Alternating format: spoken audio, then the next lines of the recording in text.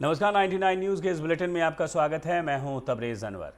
बागमारा के बेहरा कुदर पंचायत के तिवारी डी बस्ती के ग्रामीणों ने पानी की मांग को लेकर बीसीसीएल एरिया 3 के कोयला प्रोडक्शन को बाधित कर जमकर बवाल किया। बताया जाता है कि इस गांव में बीसीसीएल जलापूर्ति करती है जो लगभग 2 महीने से बंद है। इसी कारण ग्रामीणों में आक्रोश है। ग्रामीणों ने जल्द पेयजल आपूर्ति की मांग की है।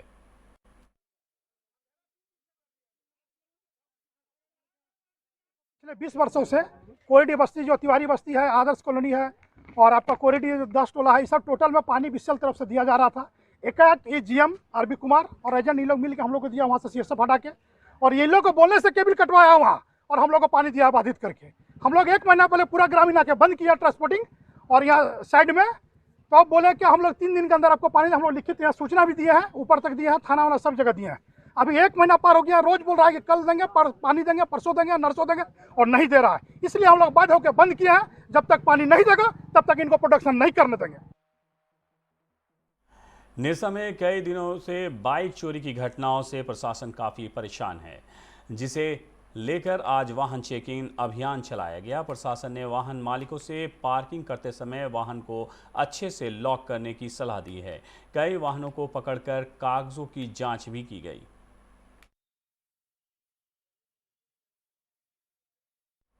बरवड्डा के भीतिया क्षेत्र में धनबाद बियाडा की ज़मीन को कब्जा कर स्थानीय कुछ लोगों ने दुकान और मकान बना रखे हैं। इस संबंध में प्रेम फुटवेयर स्पाइस चप्पल फैक्ट्री प्रबंधन ने जिला प्रशासन से लिखित शिकायत कर कब्जा हटाने की मांग की है। ऐसी भी चल रहा था, हमने इसको विरोध किया कि ऐसे मत करो, सरकारी ज़मीन है, रास्ता में जाने आने में दिक्कत होगा, रोड में गड़बड़ होगा, ड्रेनेज का प्रॉब्लम होगा।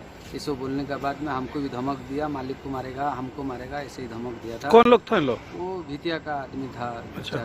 चर्च होगा, मालूम नहीं है नाम। अच्छा, तो इन लोग जो दुकान बना रहा है पर जबरदस्ती बना रहा है, उन लोग भीतिया कहीं आदमी है? हाँ, भीतिया का।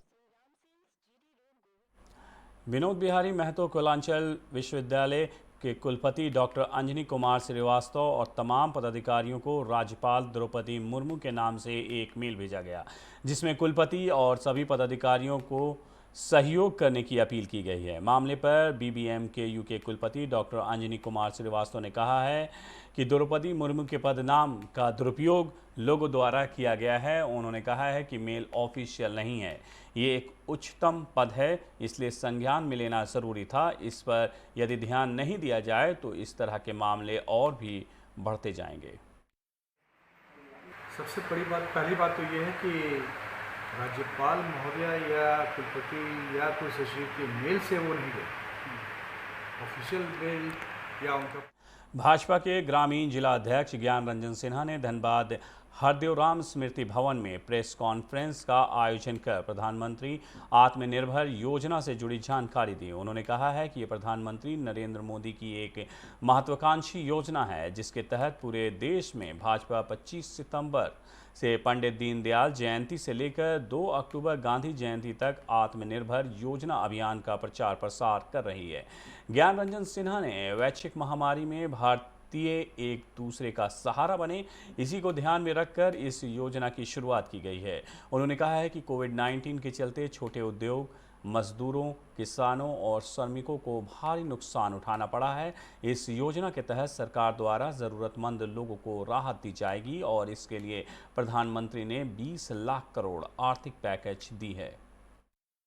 आत्मनिर्भर भारत बनाने के लिए है, और कृषि का जो बिल आया है, कहीं न कहीं इसके एक कदम आगे बढ़कर प्रधानमंत्री ने निर्णय लिया है। जो किसानों के समक्ष जो समस्या था, जो मंडियों में जो व्यापार मैंने किसान बेचने के लिए प्रतिबंधित थे, उनके कानून के अंतर्गत पहली बार प्रधानमंत्री ने इसे खोला है कि कोई भी किसान कहीं भी बेच सकता है। और अब तो ये भी मालूम है कि मंडी में जो स्थिति थी, मंडी के जो संचालन करता थे, मंडी में जो उसके मैनेजर थे, उनको लगभग 12 से 15% विभिन्न प्रकार का टैक्स भी किसानों से वसूला जा रहा था। तो इन सब चीज़ों से किसानों को मुक्त करने राहत मिला है। तो ये आत्मनिर्भर भारत में धनबाद को क्या अब तक क्या बेनिफिट, क्या आप लोगों ने क्या अब तक कराया धनबाद? बताने के लिए प्रेस कॉन्फ्रेंस कर रहा हूँ कि आत्मनिर्भर भारत में हमारे यहाँ धनबाद की बात कर रहे हैं हम, 26 लाख हमारे यहाँ आबादी है धनबाद का।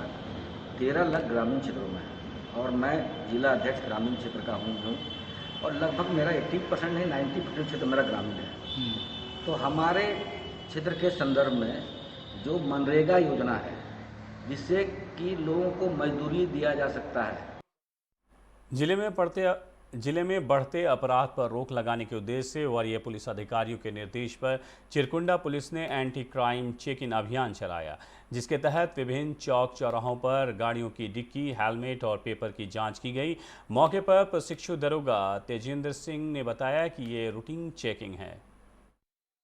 सब पुलिस के महानिरीक्षक के आदेश के अनुसार ये एंटी क्राइम चेकिंग लगाया गया है। अभी बहुत जगह बहुत तरह की घटनाएं हो रही है, जैसे आर्म्स लेकर के कुछ लोग असामाजिक तत्व लोग घूम रहे हैं। उसी संदर्भ में ये एंटी क्राइम चेकिंग लगाया जा रहा है और कोशिश है कि ज़्यादा से ज़्यादा इस पे हम लोग फोकस करके क्राइम को रोक सकें। इसी के लिए हम लोग सघन तरीके से एंटी क्राइम चेकिंग कर रहे हैं। बड़े बड़े त्यौहार आने वाले, इसको लेकर के भी है क्या?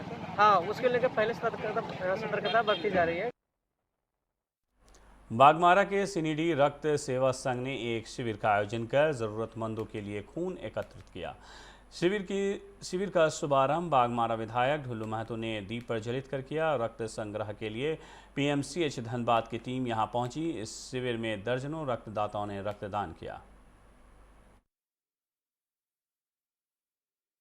बहुत ही हम इसका कह सकें कि इसको हम जितना बधाई दें कम होगा, क्योंकि आज इस परिस्थिति में आज यहाँ के युवा जो हमारे संजय रवानी जी, कुणाल चौहान जी और डॉक्टर साहब या सारे लोग जो इस रक्तदान महादान में जो आज बढ़ चढ़ कर हिस्सा लेकर सैकड़ों यूनिट ब्लड का इकट्ठा करके जो डोनेट कर रहे हैं, इसके लिए बहुत ही बधाई के पात्र हैं। और हमारे गोरदा भी इस कार्यक्रम में आए हुए हैं, इनका भी बहुत ज़्यादा से ज़्यादा सहयोग इस तरह का कार्यक्रम में रहते हैं। इनका भी सहयोग बहुत भरपूर है इस क्षेत्र के युवाओं के प्रति। और युवा को मैं पुनः रक्तदान के जो आज शिविर लगाए हैं, इनको पुनः मैं बधाई देता हूँ।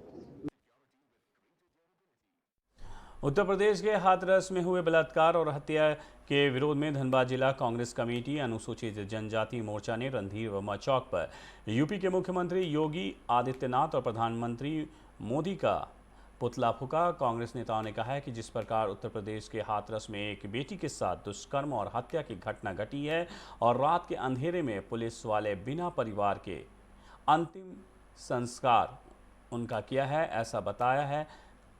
उत्तर प्रदेश की भाजपा सरकार अपराधियों को बचाने का प्रयास में लगी हुई है। अपराधियों को कड़ी से कड़ी सजा दी जाने की मांग कर रहे हैं।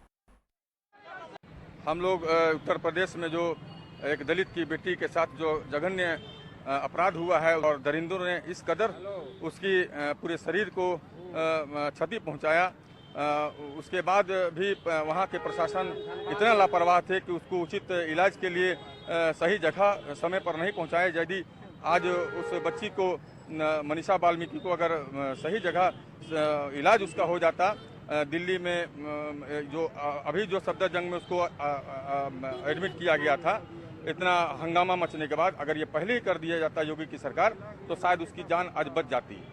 हम देख रहे हैं हम लोग कि जब से योगी मोदी की सरकार, इस भारतीय जनता पार्टी की सरकार आई है, एक एक करके सारे संविधान को खत्म किए जा रहे हैं। कि अनुसूचित विभाग की ओर से आज प्रदर्शन किया गया और साथ साथ योगी और मोदी का पुतला दहन किया गया, इसलिए कि उत्तर प्रदेश के हाथरस में जिस तरह से हमारी बहन मनीषा वाल्मीकि की जिस तरह से बलात्कार हुआ, हत्या हुई, लेकिन सबसे पहले प्राथमिकी जो दर्ज किया गया सरकार की ओर से वो केवल मारपीट का, और जब ये प्रकाश में आया तब उसके बाद हत्या और बलात्कार का धारा जोड़ा गया है। धनबाद विधायक राज सिन्हा ने आवासीय कार्यालय से भवन निर्माण के 180 निबंधित मजदूरों के बीच पैंट, शर्ट एवं साड़ी का वितरण किया। जानकारी अनुसार भाजपा की रघुवर सरकार में असंगठित मजदूरों का निबंधन किया गया था, जिसके अंतर्गत उन्होंने कई सारे लाभ दिए जाने थे। इसी योजना के तहत आज 100 महिलाओं मजदूरों को साड़ी और 80 पुरुष मजदूरों को शर्ट पैंट का कपड़ा विधायक राज सिन्हा के हाथों दिया गया। विधायक राज सिन्हा ने कहा है कि रघुवर सार ने रघुवर सरकार ने असंगठित मजदूरों को कई कल्याणकारी योजनाएं भी शुरू की गई थी। पिछली सरकार जो रघुवर सरकार थी उस समय ही असंगठित क्षेत्र के मजदूरों का निबंधन बड़ी मात्रा में किया गया था और उनके लिए बहुत सी कल्याणकारी योजनाएं शुरू की गई थी। उसमें समय समय पर उनको वस्त्र वितरण का भी उनकी योजना थी और पिछले सरकार के समय में ही पुरुषों के लिए पैंट शर्ट और महिलाओं के लिए साड़ी आया था, लेकिन आचार संहिता लग गया, फिर चुनाव के बाद लॉकडाउन हो गया, इसलिए वो सारे वस्त्र रखे रह गए थे और उन्हीं को आज हम लोगों ने अभी पूरे विधानसभा क्षेत्र में मैं इसको और भी आगे करूँगा। आज यहाँ पर अपने इस इलाके में पुलिस लाइन मेरापाड़ा इस सब से जो भवन निर्माण से संबंधित जो जुड़े हुए हमारे जो साथी हैं, भाई बहन हैं, उन लोगों को लगभग आज 100 महिला और 80 पुरुषों ये संगठित मजदूर क्षेत्र में उनके कल्याण के लिए आज कोयला नगर स्थित बीसीसीएल मुख्यालय गेट पर पिछले 10 दिनों से कोयला खदान शिक्षक संघ अनिश्चितकालीन हड़ताल पर बैठे हैं। संघ ने बताया है कि पिछले 30 वर्षों से कोयलरी शिक्षकों ने अपने कोल कर्मियों के बच्चों को शिक्षा दिया है। आज उन लोगों के साथ बीसीसीएल एक साजिश के तहत उन्हें हटाना चाहती है। कोल मंत्रालय की पत्र का हवाला देकर शिक्षकों की तनख्वाह को बंद कर दी गई है, जबकि ईसीएल तथा सीसीएल क्षेत्र में कार्यरत कोयलरी शिक्षकों को बिना किसी भेदभाव के उनके वेतन का भुगतान समय पर किया जा रहा है। यहां पर भी सभी शिक्षकों के 17 माह से भुगतान नहीं किया गया है। सीसीएल के अधीन 30 वर्षों से टीचर के रूप में कार्यरत है। 30 वर्षों की सेवा देने के बाद आज शिक्षकों को मात्र 5,000 रुपया दिया जा रहा है, वो भी 18 माह से लंबित है।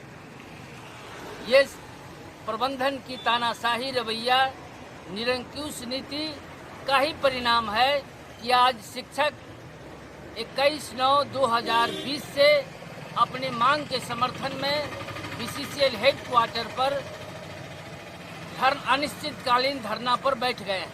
कितना माह से आपका बाकी है? 18 महीने से हम शिक्षकों का वेतन लंबित है। 99 न्यूज़ के इस बुलेटिन में मेरे साथ इतना ही। मुझे दीजिए इजाज़त। अपना बहुत ख्याल रखिएगा। नमस्कार।